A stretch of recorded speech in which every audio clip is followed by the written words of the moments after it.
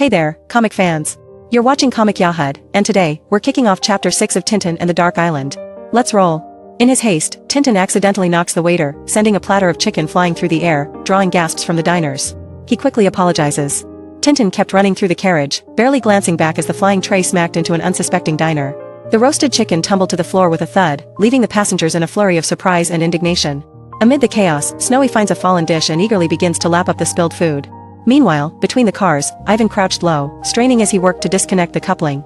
Muller loomed above him, urging him on impatiently while the train thundered down the tracks. As Tintin races past the windows, he notices the train has begun to slow down, prompting him to question what's happening. With a jolt, the coupling gave way, and the train cars lurched apart. Muller and Ivan clung to the engine at the front, grim satisfaction on their faces as the rest of the coaches fell behind. Tintin watches from the train as the men make their escape, acknowledging their cleverness with a mix of frustration and resignation. Determined not to waste time, Tintin urges Snowy to follow him as they leave the halted train behind. He knows they must continue on foot, aware that waiting for a relief engine could take hours. As Tintin and Snowy dash down the railway tracks, the sun beats down on them, highlighting the determination in their strides. The landscape blurs past, filled with the rustle of leaves and distant sounds of the countryside. Suddenly, Tintin hears the distant horn of a train, and he turns quickly, eyes wide with realization. A freight train emerges from behind the trees, its appearance a potential lifeline for their journey. "Look, Snowy, we're in luck," Tintin exclaims, as the goods train begins to move, offering them hope and a chance to continue their chase without delay. Tintin and Snowy sprint alongside the moving train, with Tintin giving Snowy a boost onto a yellow whiskey car marked Loch Lomond. Tintin clutches the metal ladder of the train while Snowy scrambles up beside him, his heart racing as they steady themselves for the ride. They exchange a relieved glance, acknowledging the close call with a shared breath of relief. Tintin sat down on the flatbed carriage, tearing into the chicken Snowy had triumphantly scavenged. Snowy wagged his tail beside him, the two sharing a brief, hard-earned meal as the train rattled on. The train chugs along through the picturesque countryside, each car filled with goods, including a large yellow whiskey barrel that stands out among the rest. Tintin, sitting on the edge of the whiskey car with Snowy by his side, suddenly feels a few drops on his skin and turns to investigate with a curious expression. As Snowy lifts his head and exclaims about the unexpected rain, Tintin realizes the source of the droplets. Snowy, with a surprised expression, realizes the droplets aren't water but something peculiar. Tintin wiped his face absent-mindedly, thinking only of cleaning himself up after the meal. Meanwhile, Snowy sat happily at his side, catching the steady trickle of whiskey without Tintin noticing where it came from. As Tintin glanced around, still unaware of the source of the leak, Snowy lay flat on his back beneath the train.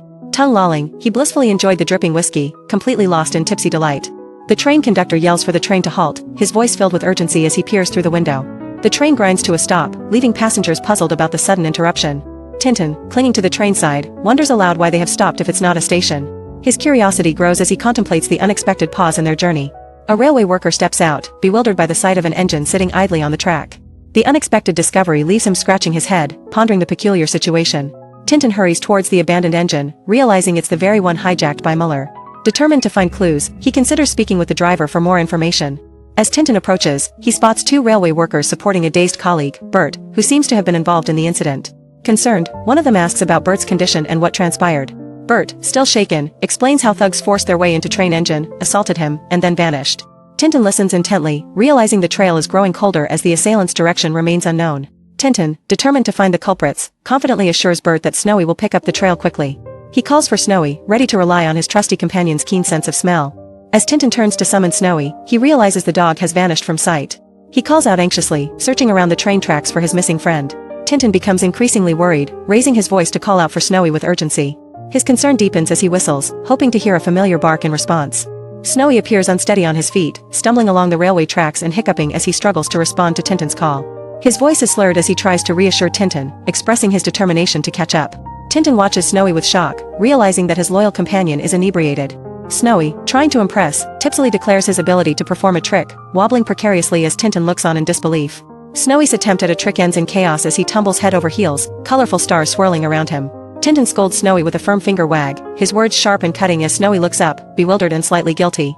Despite the harsh reprimand, the loyal dog remains by Tintin's side, ready to make amends. As Tintin turns to focus on their mission, Snowy protests with a hiccup, lamenting the unfairness of being ganged up on. Tintin's frustration softens slightly as he urges Snowy to gather himself, reminding him of the importance of their task to track down the gangsters. With newfound determination, Snowy sniffs the ground, his little paws moving swiftly as Tintin follows closely behind, keeping an eye on their surroundings.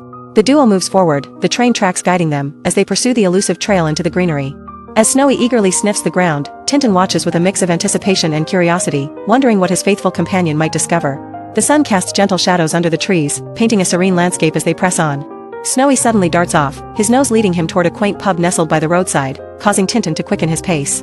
With Snowy hot on the trail, Tintin follows close behind, his trust in his little friend unwavering as they near the entrance of Ye White Hart.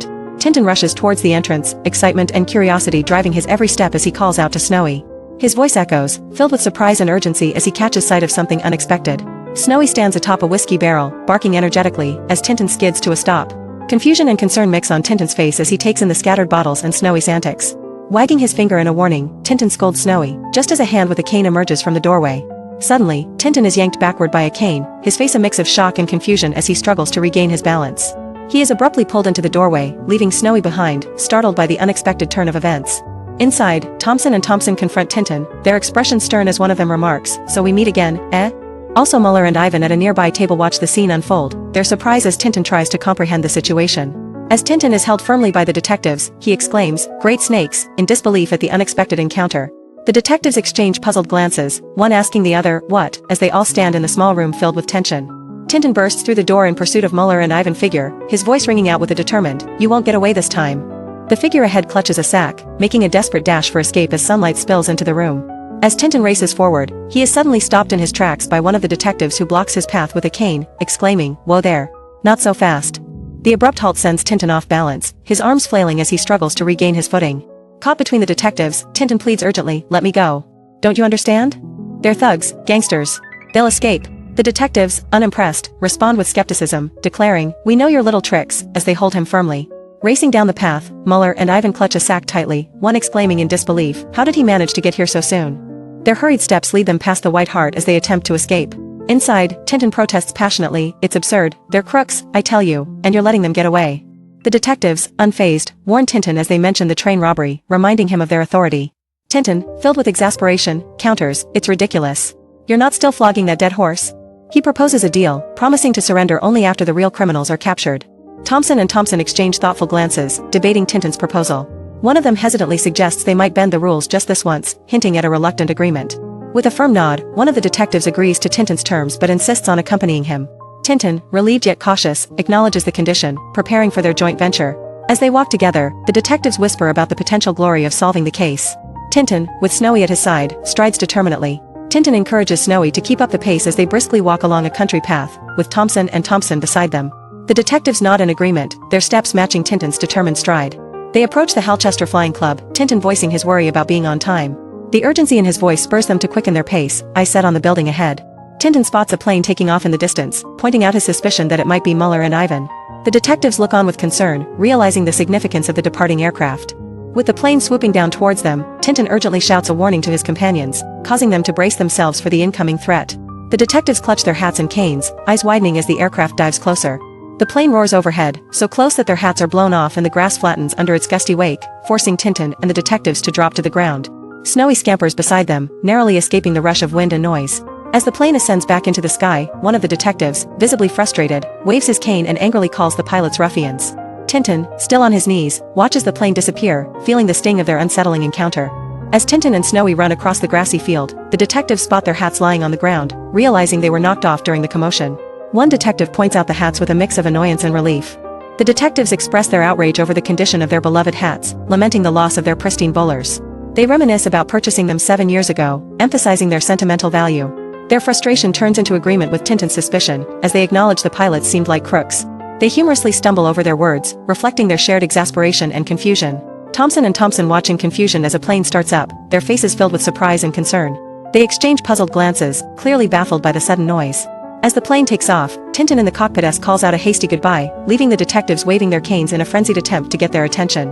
The realization hits them that Tintin is leaving without them. Determined not to be left behind, Thompson and Thompson sprint towards another aircraft, urging each other to quicken their pace. Thompson and Thompson, with urgency in their voices, instruct the mechanic to start the plane, insisting on their authority as police officers. The mechanic hesitates, uncertain about their request. The detectives, unwavering, assert their command over the mechanic, emphasizing their need to commandeer the plane immediately. The mechanic, overwhelmed, nods in reluctant agreement as they make their demands clear. With the plane now airborne, one of the detectives urges the pilot to push the aircraft to full throttle. The yellow plane ascends into the sky, leaving the airfield quickly behind. As the plane performs unexpected maneuvers, one of the detectives shouts to the pilot to cease the aerobatics immediately.